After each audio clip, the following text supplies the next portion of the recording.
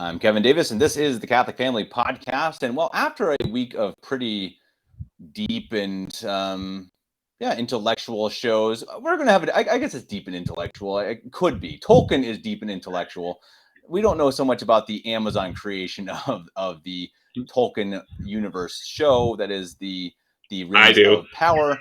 Yeah, exactly. You do. I have to say before we get started that disclaimer, I have not seen the show. I boycott Amazon, which means I don't buy any Amazon products or any products from Amazon, meaning obviously I have not been able to stream this show. So my comments on it can only come from adding on to what Jeffrey's going to say and kind of trying to compare it to what I already know through Tolkien, who I have read many, many times, his original works. And I have also listened to some other critiques on the internet. But I do have to say, I got to be a little careful because I have not listened to the other side very much. I have not listened to people who love it. I've only listened to people who hate it because, well, I kind of want to hate it because I hate Amazon. So, and I don't want them to ruin one of the most beautiful works, maybe the most beautiful work of fiction ever written. Definitely one of them, the best fantasy ever written. And so, Jeffrey, I'm just going to kind of let you run with it, and I'll comment when I have it. But what do you? I guess the first question is, what's your overall impression from the show that had, I think, eight episodes? Yes, episodes. That's the word. Well, I will say it's not the worst thing ever. Kind of either painfully mediocre or at least hilariously bad. But I'll give it credit. It's not the worst Middle Earth thing that I've seen. There's a couple animated ones that are actually somehow way worse. But I guess starting with the positives, there are a few. The character of Elendil wasn't assassinated as a character. He was actually pretty well done. I'm glad they got him right, and the actor actually looks like Elendil. Like he doesn't even deserve to be in that show. He's actually too good for the show. But so I was happy about that. I mean, they do kind of drag him through the mud a bit, try to make him look like a jerk sometimes, but he's pretty true to the story. Like I can't complain.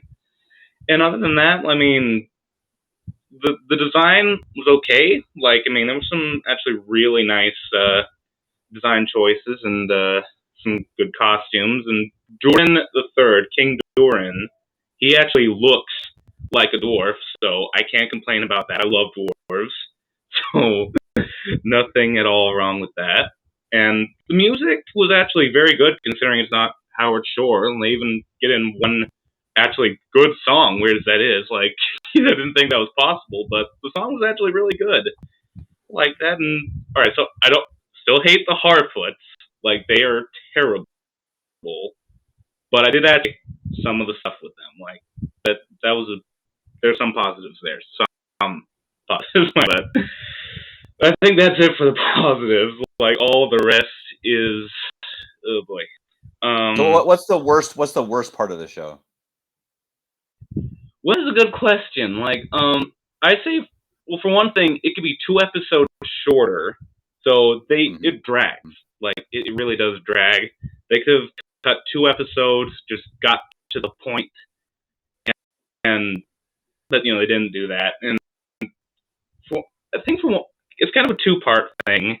One being the destruction of Tolkien characters, and the second being unnecessary characters. Like you can cut out maybe half the characters in that, and it would be fine.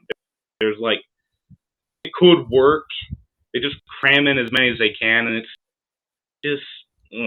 So do they cram them in to try to fit in more women and black people and whatnot to kind of get the quota? Yeah, that absolutely. And like the problem is like you could get rid of them, but they're now I don't know the minds of the creators. Like I can't claim that I'm omniscient or whatever the word for that is. And but it seems like they are really just pushing that. They had no other reason other than they fit the checklist. But that's it. Like all I feel from that is like warmth to the characters. There's nothing like they don't feel human. Some of them feel kind of robotic. I'll be honest. I mean, like not so much Elrond actually. He's okay, surprisingly. Okay. Oh yeah, that was another positive. Like just I don't know what they were doing. You'd think for like $1 billion, like done a bit better. Like I don't know, like it's a bit of a sham. Part. So do you think part of that is the acting? Do you think that they spent too little money on acting and then they just tried to get a bunch of really everybody? I think a bunch of nobodies, kind of. I mean, maybe that kind of turned bad That's a on them. good question because not everyone was too bad at Elendil. Like Lloyd Owen did a good job, but I don't know. Just don't feel like they're there. I think Sting because like I mean I don't know how it's possible. They had 3 directors for like a certain set of episodes. First 2, 1 director. Next 3, 1 director, and then next 3, 1 director or something. But I think it comes down to and like just personal stake, like just want to be there kind of thing. It's like, or only there for the politics of it. It's like it's what it feels like. So I don't know. I don't think I can pinpoint any one thing that is. I think it's just a little lifeless, or just kind of not. It's not the worst thing ever, but I don't know. Yeah. So Other than that, so I if think it's I made not my if it's point. not the acting, so the thing you disliked the most was probably how they kind of destroyed some of Tolkien's characters. And what's a good example of that? Well, a good example is obviously Galadriel, and someone in the comment section for the last talk, they put it brilliantly. Solemnize her. Like I responded to that, and like that was perfect. That's kind of what they did. They turned her into essentially a Karen. I want to speak to the king. I want to speak to the High King, and like give me the manager already. It's like that bad. She's like nothing like Galadriel. In fact, probably one of my scenes in the show. It actually gave faction the villain of the show, who is actually Sauron, shot for the gist any rate. He's talking to Galadriel, and after she threatens to kill all of his orcs, and they're very sympathetic for some reason. I don't know why they did that. He said Sauron's successor should have ended in your own. I'm not the only elf who's been cursed by darkness. Like I saw that gave me of joy. Actually, that a lot because she deserves that. She's the worst, and that's you like think the that best they wanted to build a in the show. character. They want to build a character who has an arc. It seems like it.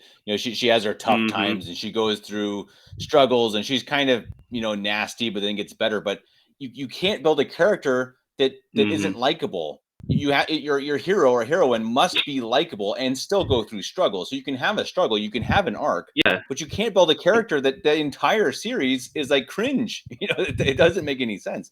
It just doesn't, and it doesn't work. And you got to wonder, what exactly they were aiming for.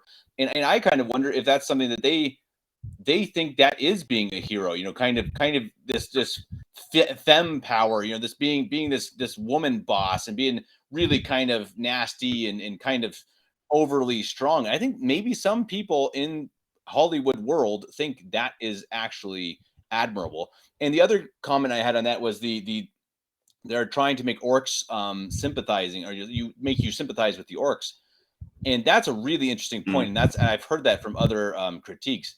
And I think that's something that we see really starkly in society and in Hollywood is relativism. That idea of, well, good, what good and bad don't actually really exist. They just exist in different situations. It's relative to wherever it is, rather than pure good and pure evil, which Tolkien very clearly wrote. He had clearly good guys and bad guys, and even people who were good guys have clearly bad actions. Say Saruman, who should have been good but was clearly bad, and it was all very clear.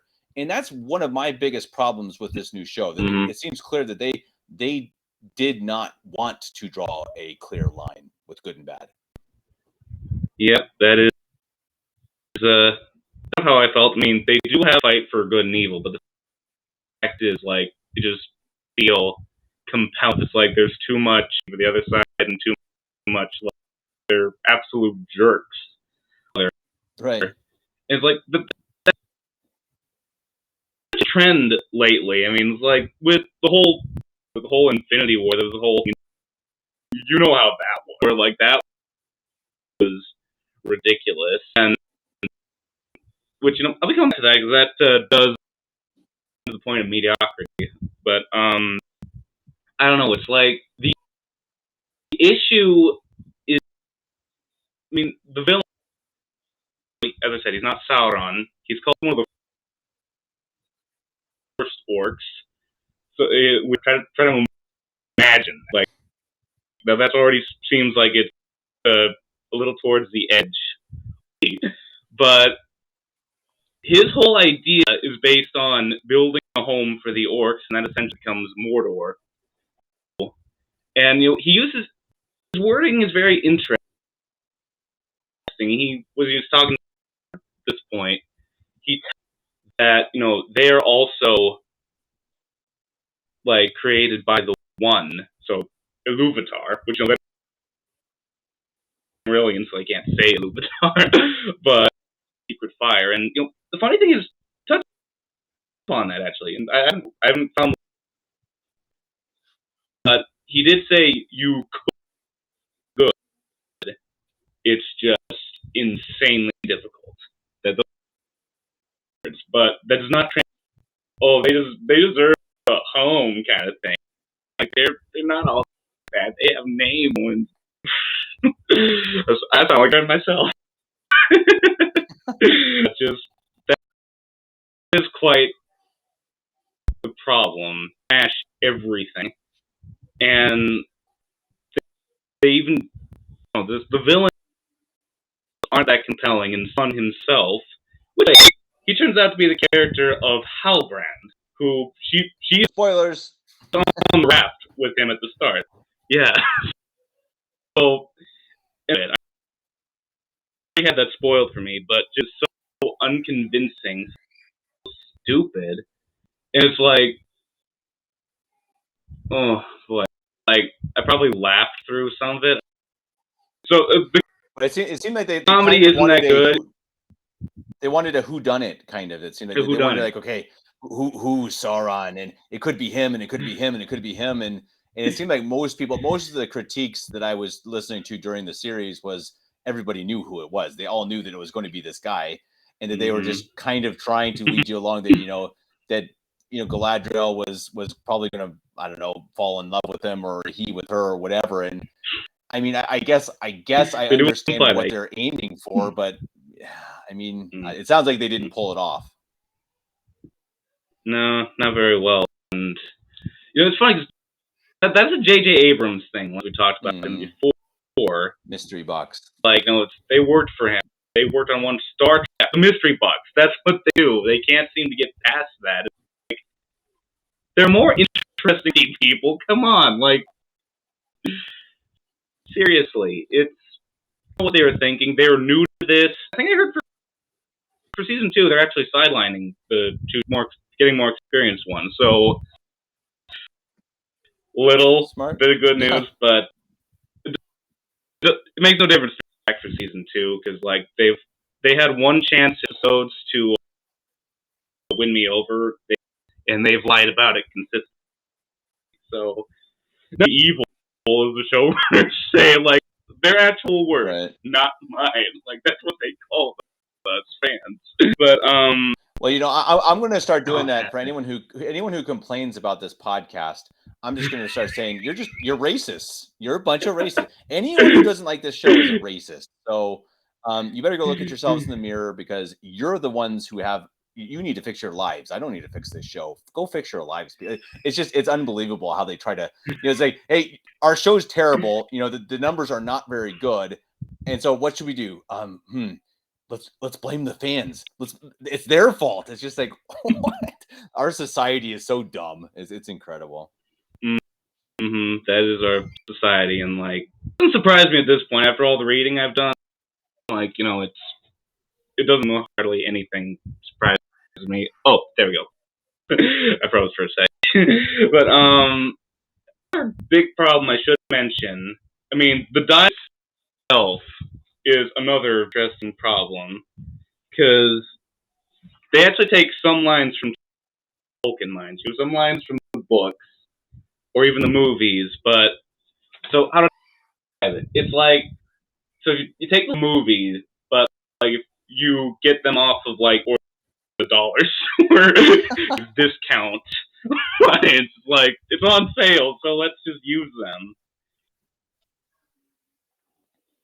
Well, and it's funny how and there he goes. Up, he's back. Are you with me? Oh, there we Jeffy? go. There we Okay, go. I gotcha. Know No, what it is. it's funny how. Yeah, all good. Your connection's a little bad, but I think we've got you for most of the show. I think it's really interesting. We're lucky, for Tolkien fans that we got such a good group of people to write the screenplays for the movies because they also added quite a lot and they changed quite a lot, but they were really good at what they did. And I don't like everything that they did, but the tone and just the simple quality of their writing was very, very good. And I think that's obviously again a difference here. Yep, and so I'd say worst offender because, when you listen to the Jackson movies, the dialogue is great. Like stuff taken verbatim from the books, beautiful. But Rings of Power, as I said, they're discount lines. And to pick an example, it's like one of the worst things they did. They took a line straight from the books. They says like the shadow's only a passing thing. There's light and high beauty forever beyond reach, and that's taken from Sam. Return of the King. Yeah, well, I mean, he doesn't say it, but just I read that line. That's one of my favorite pieces in the book. It's just I get a little emotional. I'll be honest. Right. It's like, but there's no context. Look, he looks up, he sees the star, and that fills him with hope, and it's beautiful. It is just like such an incredible scene. In the extended edition didn't do it quite the deserves, but you do have it even in the movies. Like he says, look, there's light up there, a beauty that no shadow can touch, and like fabulous. Still not quite up to Tolkien, but fabulous. But in the show, there's like no context for that. Like they just have that and just like, okay, it's from the book. See that they'll know it, so just throw that in. No context. Let's not plan this out. Let's not have where they see a star or anything. I mean, it'd still be horrible, but at least have context. The key word being context. Right. And so just that's one of the worst offenders for me because like you were taking from the book and you were just trampling all over it. It seems so. And if it's not that, if it's not taking from the book, making it worse, it's just cringy dialogue. I actually wrote it at the time. I actually had to slow to follow line. So now this is the final one. Gil-galad. He says one of the stupidest things I have ever heard. Well, not the stupidest. It just sounds really bad. Let me see. Where is it? It's like, he says that hope is never mere, Elrond, even when it's meager. And when all other senses sigh of hope is first to awaken and last to shun. It's not the worst line. It just sounds so weird. Like, what is that? It's like, don't mere and meager basically mean the same thing? Come on, man. I'll tell you. I heard a really good critique from some guy on YouTube. I don't remember which one, and he said the issue here is that your writers, the writers that write modern material have never suffered. Most of them have never suffered through anything. They've never gone through losing their friends in war. Go actually living through war. Losing your parents. I'm not saying all of them. I don't know them personally, so I'm sure some of them have suffered some things. But in general, they don't have the genius of Tolkien. But I think that so you see that they have to pull. They have to pull. Their lines and their dialogue and the depth. It's just not that deep, and you can see it. You can see that their depth and part of it, and this is a really impressive thing with Tolkien, as he said himself, of course, was that the first, as he was writing it, he did not intend for it to be a Catholic work, but as it went on, it became in the Catholic revision. work. Yeah. So in the revision, so a lot of what he Mhm. wrote was directly affected by his Catholicism. So the depth, part of that depth came from his beliefs and from his deep morality. Now, if you compare that to who you imagine is working for Amazon, can you possibly say that they're as moral as Tolkien? I can't even imagine it. So, of course, the dialogue's not as good. Yeah, no, the dialogue is pretty terrible at times. I mean, a few gems here and there, like they have a few good lines. Like, I mean, I haven't brought to you before. The Harfoot's not great, but just one line in season 1 that does work. Like haven't you ever wondered what's out there? Like, how far the river flows, or where the sparrows learn the new songs that they sing in spring. I can't help but feel there's wonders in this world beyond our wondering. Like, I mean, forgive my crude accent. They did it too, so it's all's fair in love and war. But like, that's a beautiful line, and I'll be honest, that does actually kind of bring out a bit of the kid in me, like, because I inside, I have some wonder left in me. I love things, beyond just me and stuff. Like, I mean, that's why I love, like, even the Narnia books. Like, they bring out the kid in me too. So all there, but that's one line out of I don't know how many. So that's a very low bar. Like, no, it doesn't work beyond that. But bringing up Narnia, I actually did find a good enough comparison, like, between Rings and something else. Like, not exactly, based on the appendixes. This is whatever, you know what I mean. But I thought about it. Voyage of the Dawn Treader. I don't know if you remember that movie or not, but I'd say it actually compares to it, because that one is a bit sloppy. It adds the green mist. That was kind of silly, but when I'm watching it, I don't mind so much. But I find there's actually quite the difference. Like, Rings of Power is bland and mediocre, but Voyage of the Dawn Treader actually has some heart to it, in a way. Like, it actually it knows where it stands on the moral ground, and the characters that they put into it, and, like, it works. I mean, it's not the book. I mean, but it's an example of, like, if you compare something, even Voyage of the Dawn is better than Rings of Power. And I even say the same for the Hobbit movies. I mean, I bashed those for the longest time, but recently, upon rewatching them, I'm like, you know what? These aren't so bad. What the heck am I talking about? These have some heart. And, like, well, that does lead me to another point. Adar, it's a scene. So Adar, first orc, leader of the orcs, he plants a seed before the main underwhelming, but I mean, I don't need to say much on the technical level, because it's all you need to know is not well done battle. So he plants a seed in the ground, saying life, science of death. And I don't know if that's in the text or not. I don't know if that's in any of Tolkien's letters, any of his writing. I saw that they have that line twice, and all I can say is, like, not badly it's done, but one scene from Battle of the Five Armies, I don't know if you can look it up online. Bilbo plants, you may remember, he shows one to Thorin. I cry when I watch that scene. It is beautiful. He plants it because they're losing hope, kind of thing, and just he says, underneath all that mud and dirt, there's a chance of a new life. It's a promise, kind of thing. It's beautiful. So, one second, it's frozen again. It'll come back. So, yeah, but so that it's problematic. Like, even a deleted scene from Battle of Five Armies is better than anything Rings of Power does. Like, that sounds absurd, but that is the fact. Like, that scene has more heart than any 5 minutes of Rings of Power.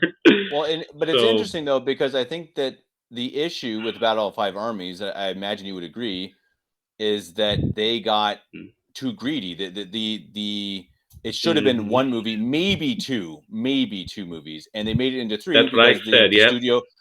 studio wanted money. And so, oftentimes when you try to turn art and what is beautiful art or writing or whatever, and you try to just gouge it for as much money as you can, then you lose that love for it. And I think that you still see that Peter Jackson had a love for the material and for Tolkien, and many of the people who worked on The Hobbit, I think, did, but they were kind of overruled. And the movies were at least partially ruined because of the greediness of who was it? I don't know, Miramax or whoever.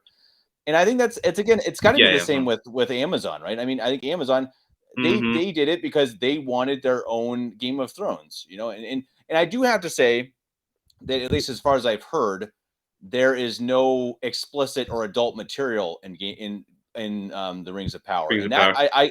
I give props to them for that they have kept that clean. Mm-hmm. So that's something that they deserve credit for.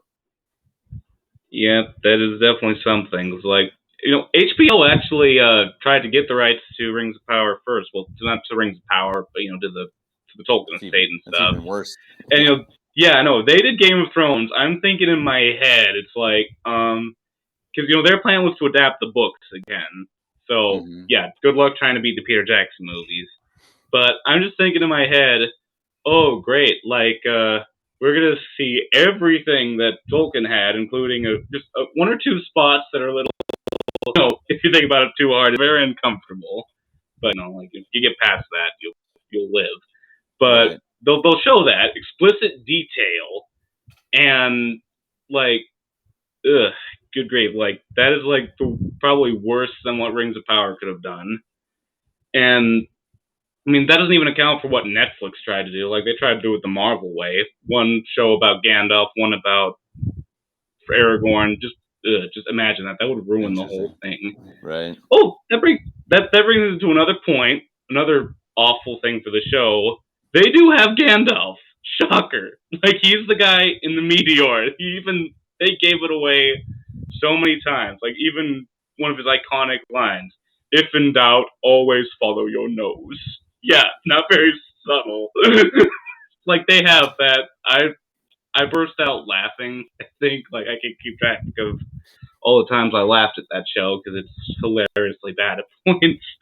But yeah, so he was never in the Second Age, and yet here he is. Well, you know why it is, and it's the same thing that the Disney Star Wars tried to do. And I was a big Star Wars fan growing up, and what the Disney Star Wars, at Disney, of course, did it. They just tried to work on people's heartstrings, to get them feeling, oh, that's a character I know and love, and so they brought back Han Solo and Luke Skywalker, etc.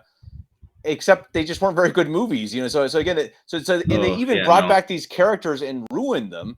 But anyway, so I you see that they're just trying to get you with nostalgia, not with, hey, Gandalf is a great character. I mean, and so we want to appreciate him and show, where did he come from? I think they just want him in there simply for nostalgia. They just want fans to go, oh, it's Gandalf, and it's so annoying. Yeah, that's not even working for them either. Like, it just feels really cheap, like a very cheap move, and boy, good grief. So yeah, I saw it coming. Like, I figured who else is it gonna be, but man, all the same, it doesn't make it any better that you already saw it beforehand, like you could see it coming.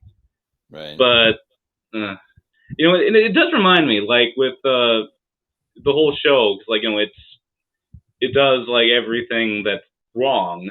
It does try to sympathize with the orcs a little, try to make them a little sympathetic. It Galadriel into a Karen. I mean, I don't even want to go on about what they did to Sildur like that. They made him Luke Skywalker. I'll tell you, it's pretty embarrassing because that is not his Isildur's character. Like, he's saying, like, I want to go west to see what I can cover, and, like, so that was lame. But it does remind me, like, from you have the introduction of Saruman, the lines there, I think, state what's going on in the show. It's like, Saruman's words, white, it serves as a beginning.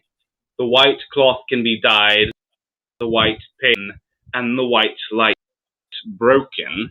Of Gandalf's reply, for which it is no longer white, and he who breaks a thing to find what it is has left the path. That's kind of how you feel. Like, that's how I feel about a lot of things, actually. That's like modern media in general, actually. Like, you can feel it. Like, Marvel going downhill. Like, I don't think, the good one they had was the Spider-Man movie. I mean, multiverse, but it was enjoyable.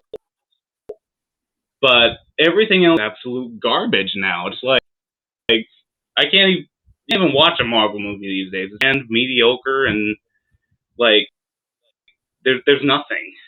It's being lifeless right now. And I'll say right here, my brother and I watched Doctor Strange and the Madness, and I gotta say that is a movie I actually regret watching. Like, regret. It was that bad, and uses dark arts at the end to try and beat the villain. So that ticked me off. Like, I thought to sprinkle some holy water around, like, that night after the fact, just to be safe, because it's like, that could have brought anything into this house. So Sure. You can't be too. So yeah, that's a problem. Just like, so mediocrity is the key, because like no one has the grace to make great anymore. I mean, you can make some good ones. Not everything is horrible these days.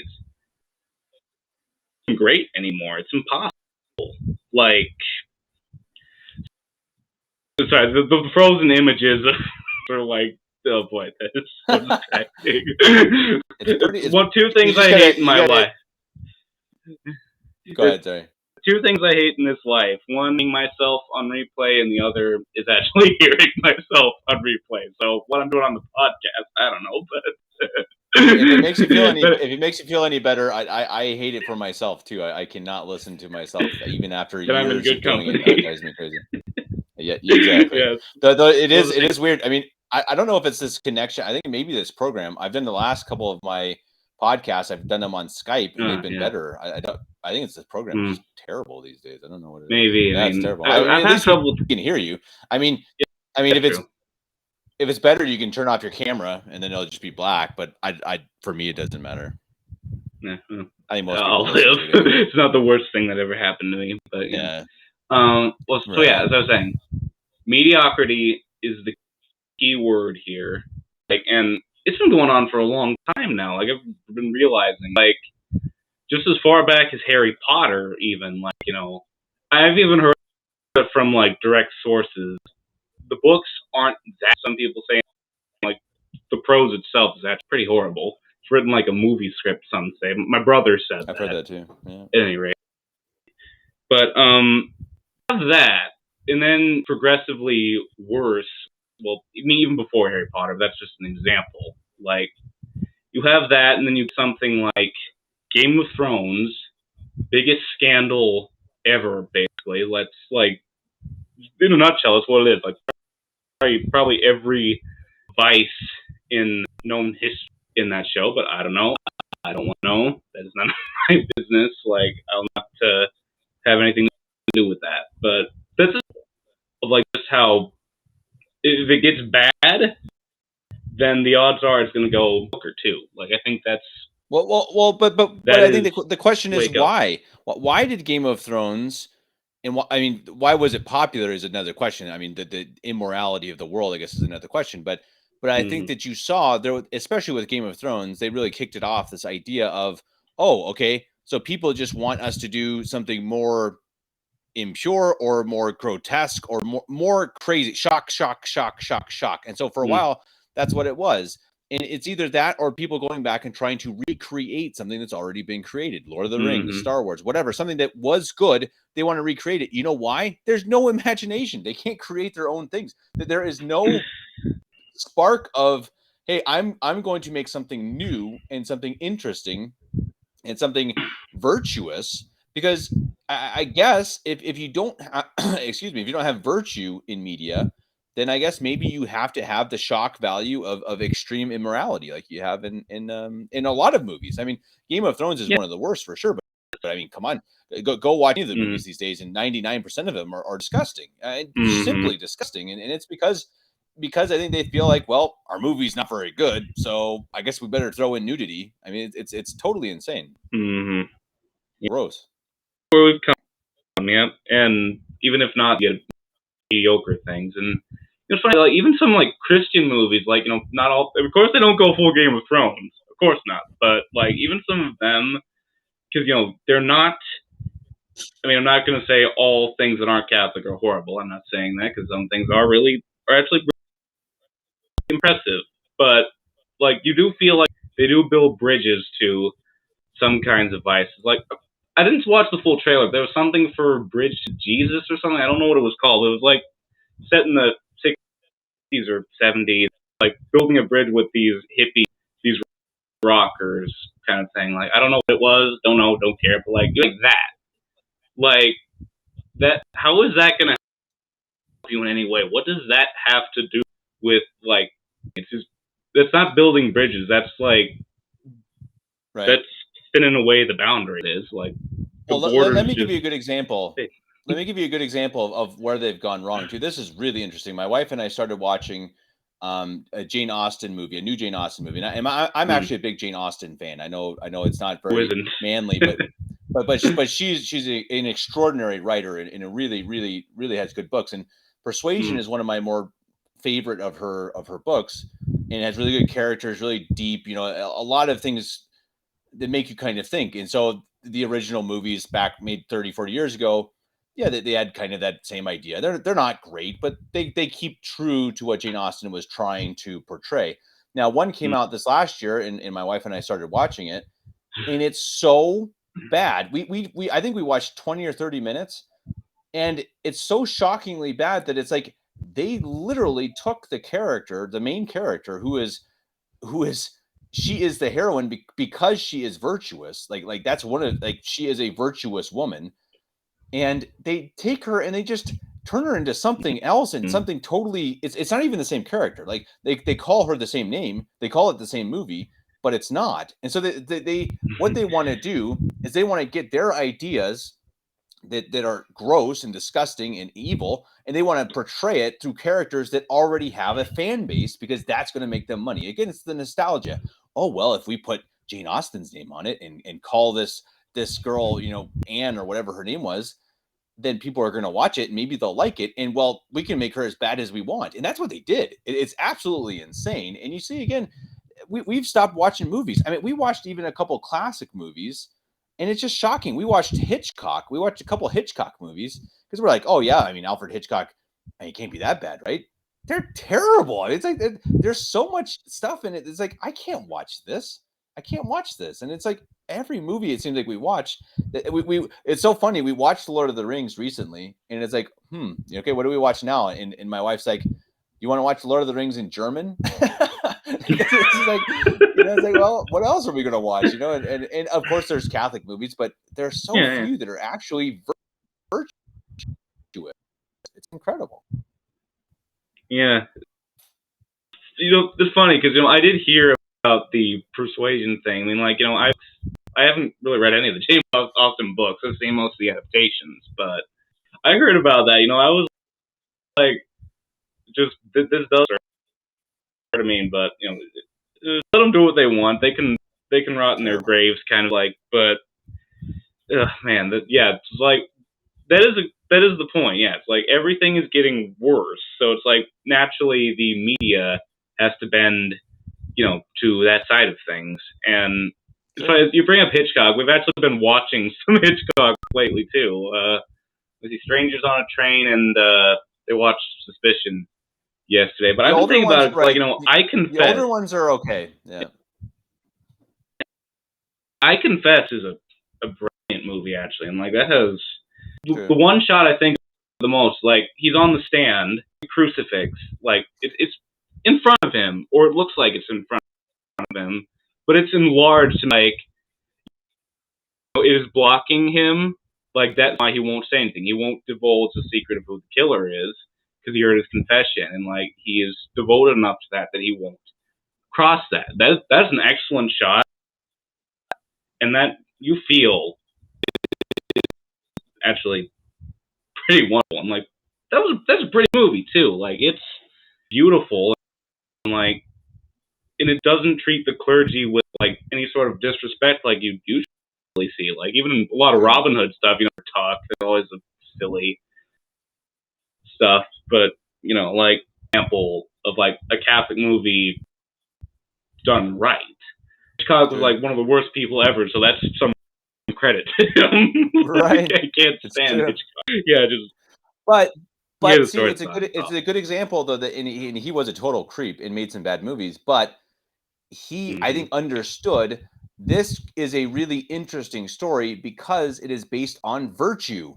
The virtue of and the truth of the secrecy of the confessional and the virtue of this priest, that is what made it intriguing. And that's I think that's a really good example of he wasn't a good guy. He just understood storytelling. He understood what is gripping. And gripping, what is gripping is a virtuous person struggling through something. And it's another interesting thing my wife and I talked about that you see often in these movies that the I don't know, say even a I don't know, a normal love drama, whatever, and the person, the main hero or heroine has to have an opponent. They have to have the bad has to come from somebody. It can't be a situation. It can't be from inside. It has to come from outside. It has to come from a bad mother or an evil stepfather or Bob down the street. The evil is always has to be seen. And in some stories, that's fine. Sometimes that's how it is. But they can never have the struggle come from within. And I think again, that's what I think Tolkien did so well, that he portrayed virtue, and he had bad guys going against good guys, obviously, but there was still the struggle from within. How do I overcome my own weaknesses? How does Frodo overcome the temptations of the ring? And that's really intriguing, and that's something that's just lost. Yeah, exactly. Like, and they can't do it anymore. People don't understand. Idea, yeah. That's the way it goes, and you don't even feel that in Rings of Power. Listen to Tolkien. Yeah, exactly. And like, also definitely a good way. Like, someone's gotta recommend some. Is like, Children of Hurin, give that a listen. It's read by Christopher, so you can guarantee it's done very well. Like, so yeah, go figure. If you want to go cry, if you want to go crawl into a ball and cry, then listen to Children of Hurin. Yeah, that's other things exactly. Like, but it's just funny because like what was I gonna say? Well, for one thing, it's even for Amazon because it's like they should have had the rights to Silmarillion and Unfinished Tales. Because like, I'll be honest, I just now read the story of Aldarion and Arendis in the Unfinished Tales. I didn't even know that existed until just this year. So, I mean, you learn new things about Lord of the Rings and Middle Earth every day, don't you? But I read that one of the saddest things ever, and yet I could already imagine how you can make that into a movie or show. Like, I have a few pictures in my head. It's like, I think I can see how they can do that. Like, I can see how they can make that into a good movie or show. But they don't have the rights to that. They're not going to do that. And even if they didn't butcher it, it's like they wouldn't touch that because it's actually interesting and it has people with personal struggles. And like, I keep thinking I know who the worst person is in Middle Earth, but like Arendis, after a certain point, she does become an awful woman. She hides her own daughter away from her husband because he loves her. he says. So very interesting. Like it's a very interesting read. But like, so Amazon's not going to touch that though. They're not going to touch anything that is interesting, anything that has depth, that has anything that like Tolkien, like he whole soul into it. Like you feel that in the Silmarillion, and like one of my favorite stories. It would have been perfect for Rings of Power. It's in the Second Age. Like Elendil's father, he was awesome. Like you have that whole like 2 or 3 pages of the book. He tries to go to Valinor, like Eren, to try and reason to like bargain with the Valar to plead to them. I read that scene. It is incredible.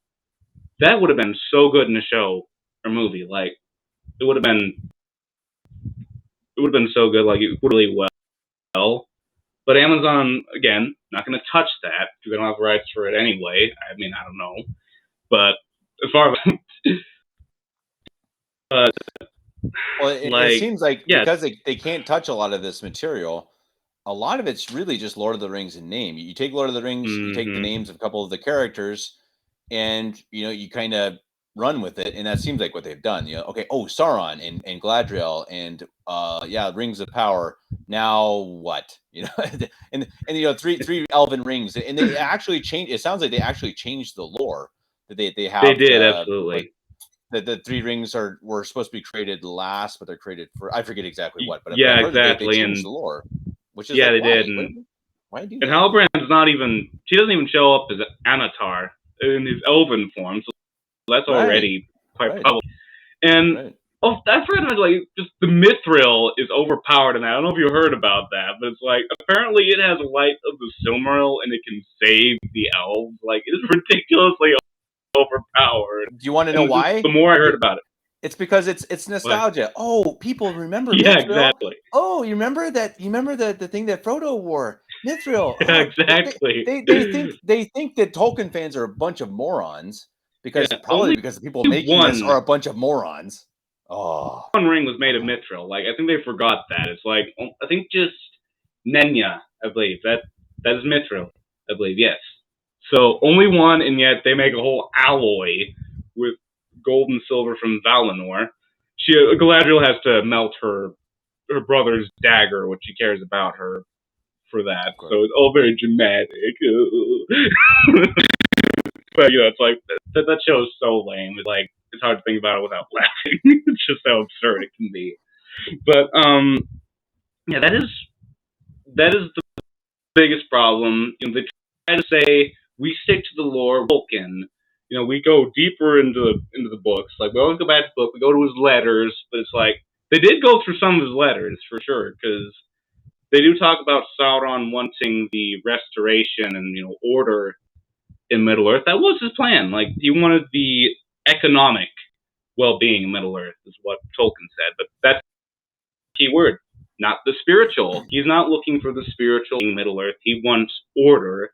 Unlike Morgoth, who was pure chaos, he destruction. And after the fact, he was going to destroy everything after he won the war. Like that was apparently his plan. That's what Tolkien said before. So, but the key thing is, they don't understand Sauron. They don't sympathize with him too much. They make him be like, he's free of Morgoth now. But it's not in the right context. It's in the context of like, I'm free. I can go beyond that. I can be the Ubermensch. My will is right. My will makes it right. I decide what's good and bad. And like, that's what it comes down to, though. The Nietzschean concept of the Ubermensch for everything now. It's like your will decides everything. You decide what is good and bad. Like, this is how you live. Go ahead, live it. Personally, like, the Nietzschean philosophy, Nietzsche, he was a narcissist. That's what it is. It is all self, all the Luciferian concept of love of self. That's it. That's what it comes down to in the end. But unfortunately, the showrunners only see that from the lens of, Tolkien said, but how many of them probably fade into the narcissistic and like Nietzschean stuff? Like, how many people like involved in that believe that?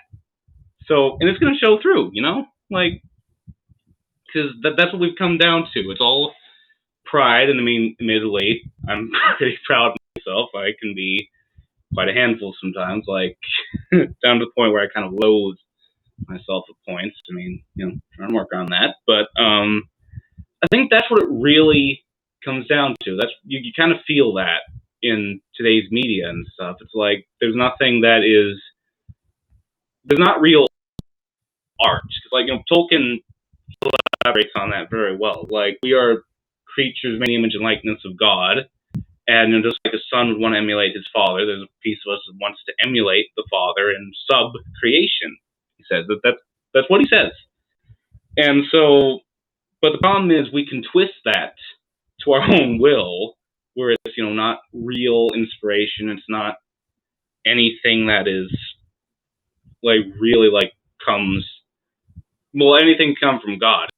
It's just how you use it and stuff like that. I gotta say, for your video on occultism, like Intribo Altari Dei, he put that very well. He talked about that.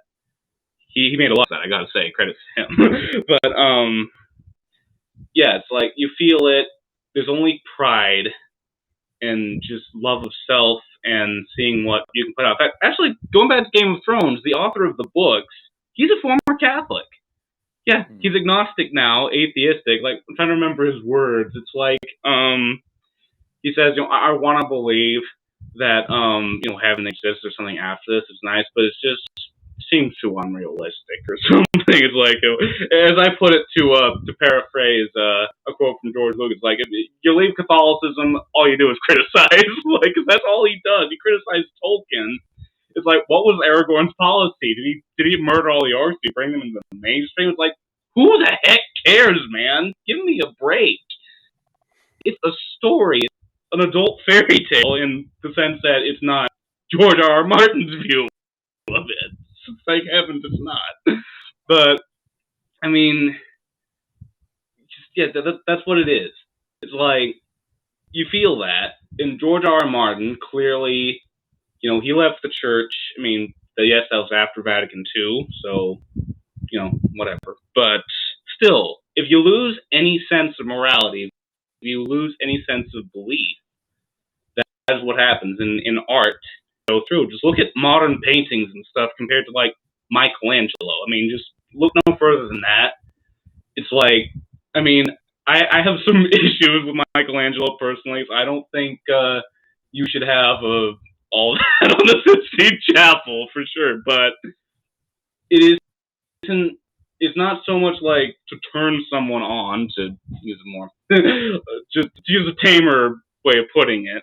But they are beautiful, though. Like, you can feel like, it wasn't out of just, he wanted to do his own thing. It's like that is, in fact, a glorification of the human body in the more sense. But you feel that these days. It's like, that is missing. Like, that is the way things are. And, I mean, I don't know it from personal experience on my own part. Like, I mean, as a storyteller myself, I mean, I know the power of art. I know what it's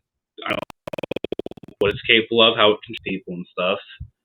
And I think it's because of that I can know the difference now. It's like I can see it a bit more clearly. I mean, I hope it's not bragging, but that is kind of how I feel. That is one of my gifts. So I think that's what it comes down to: pride, and just that there's no real morality going around. So it's going to show even in something supposed to be based off of Lord of the Rings. There you are. This isn't our day, is it? No, well, we're surviving. But what was I saying? Right. Even in something that's supposed to be based off of Middle Earth, it's going to make way to that. But the problem is, I think that's where mediocrity comes in, because it's the two things. That's what I've realized. You can't clash Tolkien's morality with the wokeness, with the more evil side of things. It doesn't work.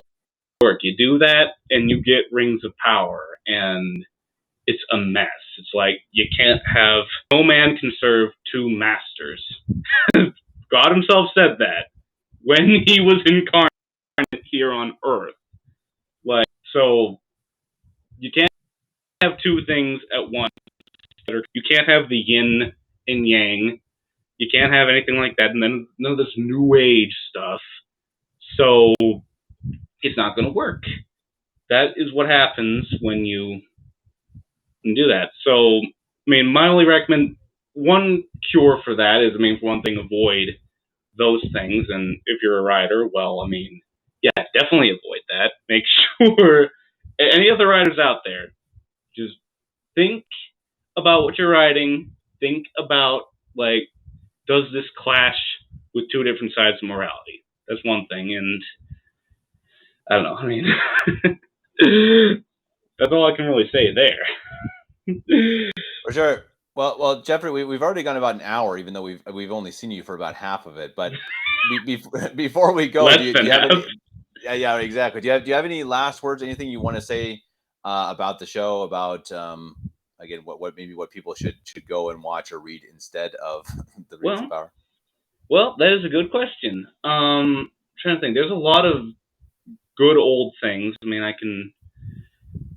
It's hard to think. Obviously, go back to the books and the movies of Lord of the Rings, obviously, and even in the religious domain. Like, I'm reading a book on Father William Doyle from World War One.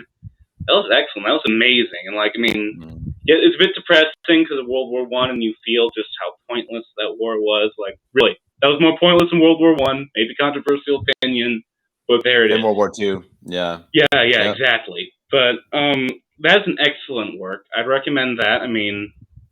That is a very good work, and also something to look forward to. It's in early stages right now, but my brother and I, we are actually making a movie of our own with Legos. Weird as it is, it might sound a bit corny, but we're adapting Beowulf into a little Lego movie. So I'm not sure when that's gonna be done. I'm writing the script right now, so that is something you can look forward to. That's all the information I have on that, but that is something to look forward to. I look forward to getting it done and showing it off. Because I love Beowulf, and you can read Beowulf too. That is excellent. That is full of a lot of really moral things. Like, I can't recommend it enough. I love Beowulf. That is a fact. And obviously there's Narnia. There's two adaptations of Narnia. So there's the ones from Disney in 20th century, and there's the old BBC ones. A little corny, but they're good. I recommend those. Excellent. And those are a few samples, like what I can think of. But that there are things out there. In fact, if you're looking for books too, the book A Landscape with Dragons by Michael O'Brien, it does have a reading list at the end. If you ever find that or anything, get that anywhere. Anyone who's listening to this that has a reading list that has some good titles, you can go through. I haven't read them myself, but there are some recommended readings there. So that's what I say you go. And I believe that is it. All right.